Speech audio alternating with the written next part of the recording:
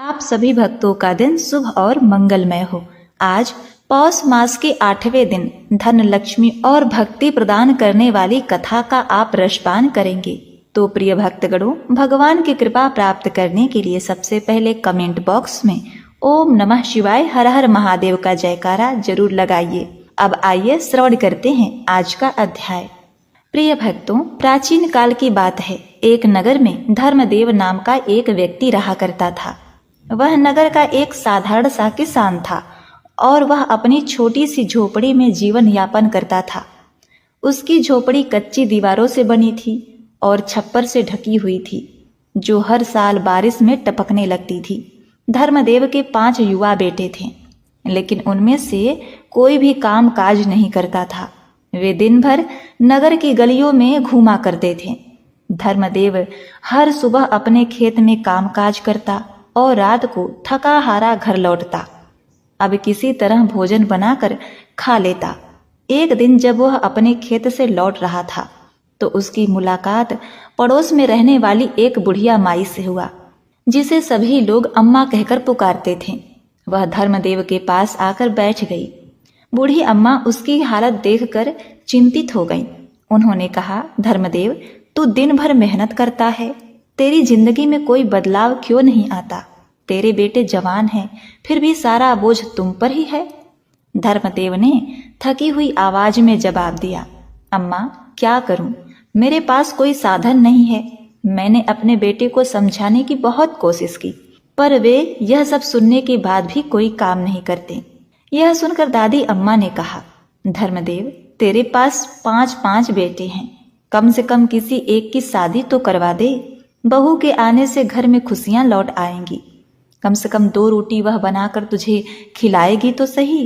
बेफालतू के आग में हाथ जला रहा है।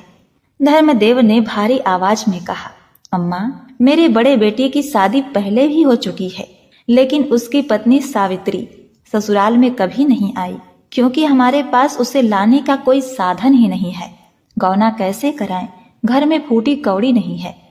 अम्मा ने कहा, धर्मदेव, तू भगवान महादेव पर विश्वास रख, तेरी हर समस्या का समाधान वही करेंगे। यह सुनकर धर्मदेव ने कहा, अम्मा, जब किस्मत खराब होती है तो भगवान तो क्या, कोई साथ नहीं देता। मेरे पास तो पैसे ही नहीं है, कपड़े भी नहीं है, कोई सामान नहीं है, और ऊपर से बहू के मायके वाले मेरी गरीबी का मजाक उड़ाते हैं। अम्मा ने कुछ देर तक सोचा और फिर अपनी लाठी को पकड़कर कहा, बेटा धर्मदेव, चिंता मत कर, तेरी मदद मैं करूंगी। कल तू अपने बड़े बेटे को मेरे पास भेज देना। उसे मैं कपड़े, थोड़े गहने और कुछ सामान दे दूंगी। वह अपनी पत्नी सावित्री को वापस लाकर इस घर को नया जीवन दे सकता है। अब धर्मदेव की आंखों में थोड़ी आशा की किरण जगी। वह बोला, अम्मा, तुम तो भगवान का रूप हो। क्या वह लड़की इस हालत में इस छोटे से घर में रह पाएगी? अम्मा मुस्कुराते हुए बोली, हाँ बेटा, किस्मत मेहनत और समझदारी से बदलती है। वैसे भी मैंने सुना है कि तेरी बहू भगवान भोलेनाथ की बड़ी भक्त है। बाकी तू अपने बड़े बेटे को मेरे घर भेज देना, बाकी मैं संभाल लूंगी। बहू आएगी तो घर में खुशहाली जरूर लौट आएगी, बस तू हिम्मत मत हार। धर्मदेव ने सिर हिलाया और फिर अम्मा को प्रणाम करके अपने घर लौट गया। अगली सुबह धर्मदेव ने अपने बड़े बेटे को बुलाया और उसे सारी बात बताई। बड़ा बेटा बड़ा ही संकोच में पड़ गया, लेकिन फिर राजी हो गया। वह अपनी पत्नी को लाने के लिए दादी अम्मा के पास गया। बड़ा बेटा दिल में कई सवाल लिए यही सोच रहा था कि मेरी पत्नी इस गरीबी को सहन कर पाएगी, क्या वह मुझसे नाराज तो नहीं होगी। दादी अम्मा के घर पहुंच गया। उन्होंने बड़े बेटे को सुंदर कपड़े और कुछ जरूरी सामान देते हुए कहा, बेटा, यह सामान ले जाओ और अपनी पत्नी को ससुराल से ले आओ। अब समय आ गया है कि तुम्हारी पत्नी तुम्हारे घर में आए। नए कपड़े पहने, नए कपड़े लिए, कुछ जेवर लिए और कुछ मिष्ठान इत्यादि सामग्री लेकर वह अपने ससुराल की ओर निकल पड़ा। अब वह ससुराल पहुंचा तो ससुराल वाले उसे देखकर उसका स्वागत करते हैं और फिर बड़े ही खुशी के साथ अपनी बेटी की विदाई उसके साथ कर देते हैं। वह बड़े ही प्रसन्न मन से अपने पत्नी को लेकर अपने घर चला आया।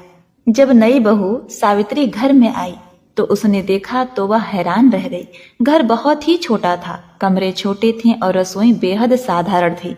लेकिन सबसे बड़ी बात यह थी कि घर में सब कुछ अस्त व्यस्त था। ना कोई योजना थी, ना कोई व्यवस्था। बर्तन इधर उधर फैले थे, रसोई अधूरी थी और बिस्तर अस्त व्यस्त थे।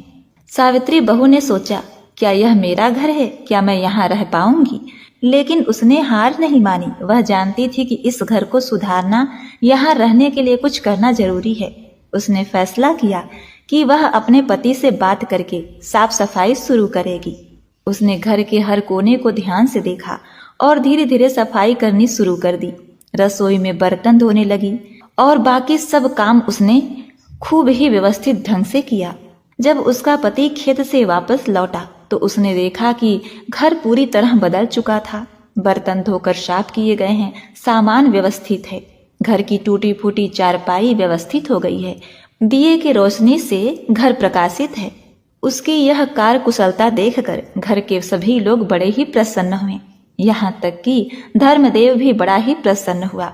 उसने सोचा, वाकई में बहू आते ही घर का सारा काम संभाल ली है। प्रिय भक्तों, इस प्रकार जब रात को सभी परिवार के सदस्य एक जगह इकट्ठे हुए तो बहू ने सबको एक साथ बुलाया और कहा कि देखिए, हम सब मिलकर इस घर को संभाल सकते हैं। अगर हम इसे ऐसे ही छोड़ देंगे तो यही हालत हमेशा रहेगा। हमें इसे सुधारने के लिए मेहनत करनी होगी। सबसे पहले घर की सफाई करनी होगी, उसके बाद घर के काम और फिर खेती बाड़ी कारोबार पर ध्यान देना होगा। और इसके साथ ही साथ हमें भगवान का पूजन अर्चन भी अवश्य ही करना चाहिए। याद रखें, सच्ची मेहनत कभी बेकार नहीं जाती।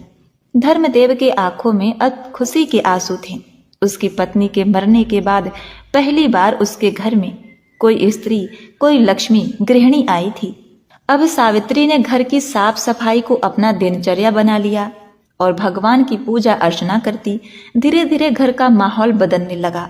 अब रसोई में हर चीज सजगता के साथ रखी जाने लगी। हर व्यक्ति अपने काम में पूरी तरह से व्यस्त रहने लगा। सावित्री बहू ने खेत में नई फसल लगाने का विचार रखा। कुछ समय पहले धर्मदेव के पास छोटी सी जमीन थी जिसमें ज्यादा फसल नहीं उगती थी। वो भी फसल में रोग लग जाती थी। लेकिन अब उसने अपनी पुरानी आदतें बदल ली। कुछ महीने में घर की स्थिति में अद्भुत बदलाव देखने को मिला। पहले जहां घर में गंदगी और उदासी का माहौल था, अब वहां भगवान भोलेनाथ की कृपा से और सावित्री के कार्य कुशलता से सफाई, खुशियां सब कुछ दिखने लगी। खेतों में अब अधिक मात्रा में फसल उगने लगी। पहले जहां रोटी कम होती थी, अब उनके लिए भरपूर भोजन था। धर्मदेव ने महसूस किया कि सच में जब मेहनत और समझदारी से काम किया जाए तो भगवान भी व्यक्ति का साथ देते हैं और किस्मत बदलने में ज्यादा वक्त नहीं लगता। इसी प्रकार एक दिन सावित्री ने अपने ससुर से कहा, पिताजी, जब आप काम से लौटते हैं तो घर में कुछ न कुछ जरूर लेकर आया कीजिए। इससे न केवल घर में सामान बढ़ेगा बल्कि मन में प्रसन्नता रहेगा। धर्मदेव, जो पहले से ही अपने बेटे और बहू के सुझावों से प्रभावित थे, मुस्कुराकर बोले, ठीक है बेटी, अब मैं हर दिन ऐसा ही करूंगा। अब धर्मदेव हर दिन काम से लौटते वक्त घर के लिए कोई न कोई सामान लेकर आने लगे। कभी वह घर की जरूरत की चीजें लाते तो कभी कोई छोटा मोटा तोहफा। लेकिन एक दिन ऐसा हुआ कि वह बिना किसी सामान के लौटा। बहू ने देखा और पूछा, पिताजी, आज आप कुछ लेकर नहीं आए? धर्मदेव थोड़ा परेशान होकर बोला, आज कुछ नहीं मिला, बस यह मरा हुआ बिच्छू मिला, इसे ही लेकर आया हूँ। धर्मदेव ने बिच्छू को एक कोने में रखकर अंदर जाकर खाना खाने लगा। लेकिन सावित्री सोच में पड़ गई। उसने सोचा, आखिर इस मरे हुए बिच्छू का घर में क्या काम। इस बीच आसमान में एक विशाल गिद्ध दिखाई दिया। उसकी तेज नजरें दूर दूर तक देख रही थी। अचानक उसकी नजर उस झोपड़ी पर पड़ी जहां धर्मदेव और उसका परिवार रहा करता था। गिद्ध ने नीचे झांककर देखा कि वहां एक मरा हुआ बिच्छू पड़ा हुआ है, तो उसने झपट्टा मारने का इरादा किया और धीरे से उतरने लगा। इस प्रकार मौका मिलते ही गिद्ध ने बिच्छू को अपने चोंच में पकड़ लिया और आसमान की ऊंचाइयों में उड़ने लगा। वह मरा हुआ बिच्छू उसके चुंगल में था, लेकिन तेज हवा के झोंके से गिद्ध की चोंच से कुछ और फिसल गया। यह एक सुंदर सोने का हार था जो हवा में गिरता हुआ सीधा उसी झोपड़ी के आंगन में गिरा। जहाँ धर्मदेव का परिवार रहा करता था। अचानक वह गिरते हुए हार को देखकर हैरान हो गई और अपने ससुर को बुलाई। धर्मदेव भी तुरंत बाहर आए और बोले, यह कोई गहना लगता है। हार को पास में देखकर पता चला कि यह सोने का था और उस पर बारीक कारीगरी थी। किसी राजघराने का प्रतीत हो रहा था। सावित्री ने उस हार को उठाकर ध्यान से देखा और अपने ससुर से कहा, पिताजी, यह हार साधारण नहीं लगता, यह किसी रानी का हार है। बहू ने कहा, पिताजी, हमें इस हार के बारे में गंभीरता से सोचना चाहिए। हमें इस हार को वापस लौटा देना चाहिए। धर्मदेव ने सोचा, अगर यह हार सच में राजा का है तो इसे लौटाना हमारी इज्जत और आत्मसम्मान का सवाल होगा। हमें इस हार को सुरक्षित रखने का तरीका सोचना होगा। अगले दिन धर्मदेव और बहू ने फैसला किया कि हार को रानी तक पहुंचाने का रास्ता ढूंढा जाए। फिर बाद में उन्हें पता कि सच में नगर में घोषणा की गई है कि रानी का हार खो चुका है। अब तो बहू को पक्का विश्वास हो गया कि यह तो रानी का ही हार है। लेकिन समस्या यह आ गई थी कि यह हार रानी तक पहुंचाया कैसे जाए। उन्होंने सोचा कि जब तक यह मामला सुलझ न जाए तब तक किसी को भी इस बारे में कुछ नहीं बताया जाएगा। लेकिन उनके मन में यह सवाल बार बार उठ रहा था कि यह हार राजा के पास कैसे पहुंचाया जाए। क्या इस हार का कोई गहरा रहस्य छिपा है? क्या यह इनके लिए नई शुरुआत का संकेत था? इन सवालों से धर्मदेव और बहू के मन में उथल पुथल चल रही थी। सावित्री ने कहा, पिताजी, मैं आपको एक योजना बताऊंगी जिससे हम अपनी स्थिति पूरी तरह से बदल सकते हैं। धर्मदेव ने उत्सुकता से पूछा, क्या योजना है? बहू मुस्कुराई और बोली, आपको साधु का भेष बनाकर राजा के महल जाना होगा। वहां जाकर राजा से बात करें कि मुझे पूरा विश्वास है कि यह हार राजा के खानदान का है, उनकी बहुमूल्य धरोहर है। धर्मदेव ने हैरानी से कहा, यह तो बहुत अनोखा विचार है बेटी, लेकिन ऐसा करना क्या संभव है? बहू ने कहा, पिताजी, अगर हम सच्चाई और निष्ठा से यह काम करें तो राजा हमारी बात जरूर सुनेंगे। अगले दिन धर्मदेव ने गंभीरता से लिया और साधु का भेष बनाकर राजा के महल की ओर निकल पड़े। जब वे महल में पहुंचे तो राजा ने उन्हें देखते ही पूछा, तुम कौन हो और यहाँ क्यों आए हो? धर्मदेव ने विनम्रता से कहा, महाराज, मैं एक साधु हूँ और आपकी चिंता का समाधान लेकर आया हूँ।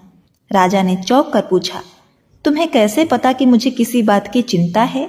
धर्मदेव ने कहा, महाराज, मैंने अपनी दिव्य दृष्टि से देखा है कि आपके महल से एक हार गायब हो गया है।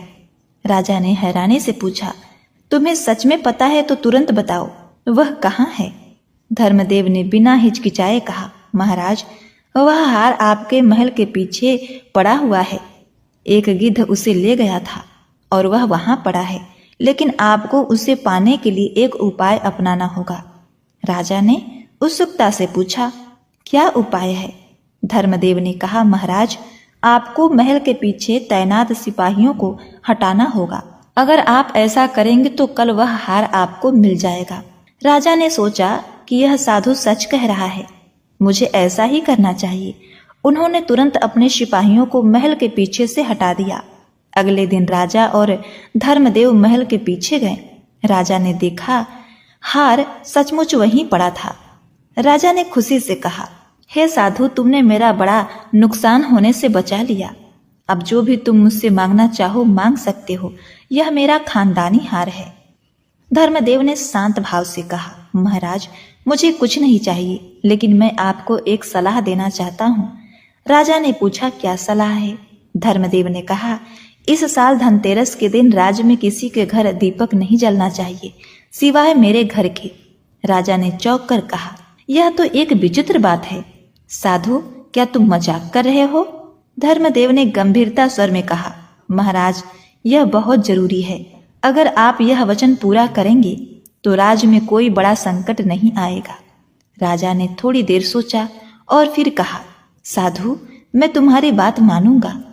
राजा ने पूरे राज्य में घोषणा करवा दी कि धनतेरस के दिन किसी के घर में भी दीपक नहीं जलाया जाएगा सिवाय धर्मदेव के घर के अलावा। प्रिय भक्तों, इस प्रकार जब धनतेरस की रात आई तो पूरा राज्य अंधेरे में डूब गया था। किसी घर में दीपक नहीं जल रहे थे।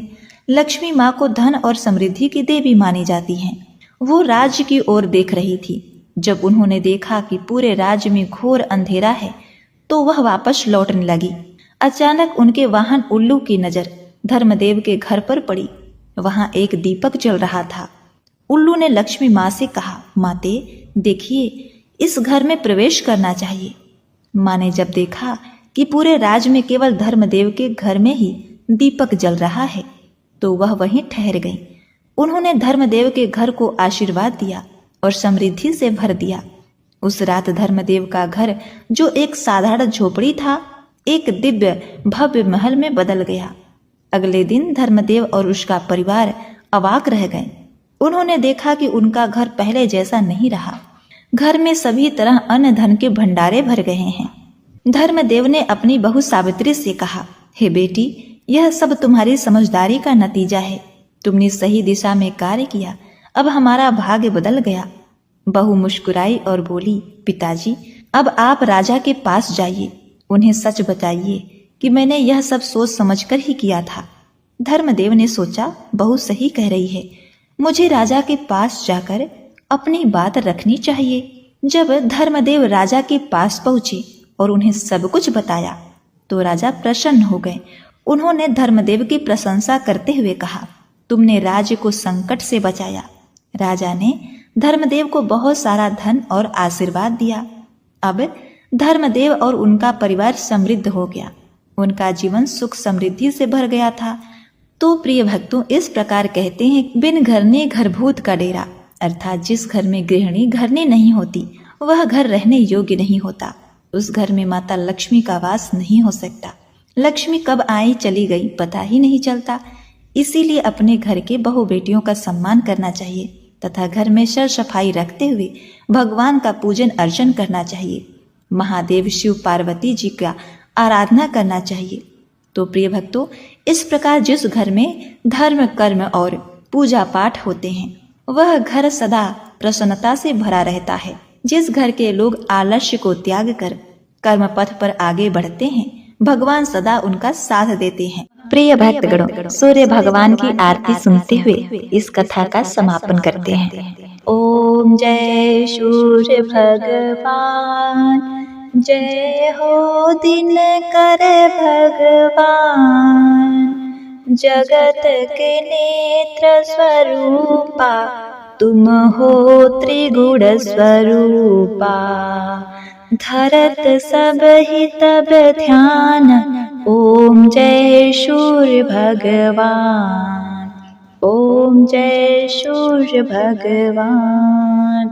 सारथी अरुण है प्रभु तुम, श्वेत कमल धारी, तुम चार भुजाधारी, अश्व है सात तुम्हारे, कोटि किरण पसारे, तुम हो देव महान, ओम जय सूर्य भगवान, ओम जय सूर्य भगवान, जय हो दिनकर भगवान। उषा काल में जब तुम उदयाचल जाते, सब तब दर्शन पाते, फैलाते उजियारा, जागता तब जग सारा, करे शब गुणगान, ओम जय सूर्य भगवान, ओम जय सूर्य भगवान, जय हो दिनकर भगवान।